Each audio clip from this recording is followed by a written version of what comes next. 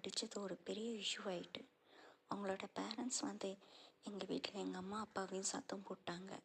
என்ன புள்ளைய வளர்த்துருக்கீங்க இப்படி அப்படின்ட்டு ஒரு பெரிய சண்டையே ஆயிடுச்சு. எல்லாரும் போனதுக்கப்புறம் என்னோடய அம்மா அப்பாவுக்கு என் மேலே ரொம்ப கோவம்.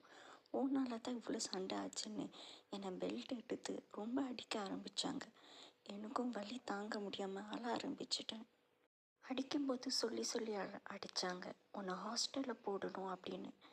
நானும் என்னோடய அம்மா அப்பா ஏதோ கோவத்தில் தான் சொல்கிறாங்கன்னு நினச்சேன். ஆனால் அது கோவத்தில் சொன்ன வார்த்தை இல்லை, உண்மையாகவே சொன்ன வார்த்தையாக இருந்தது. ஒரு 3 days கழித்து என்னை ஹாஸ்டலில் கொண்டுட்டு போய் விட்டாங்க.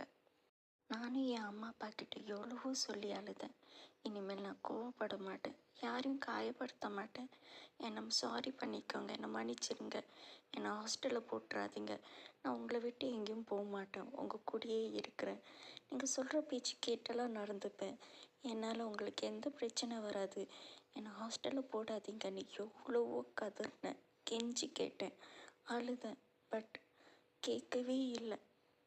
என்னை இழுத்து கொண்டு ஹாஸ்டலுக்கு கொண்டுட்டு போகும்போது என் அண்ணா அக்கா எனக்கு சப்போர்ட் பண்ணவே இல்லை.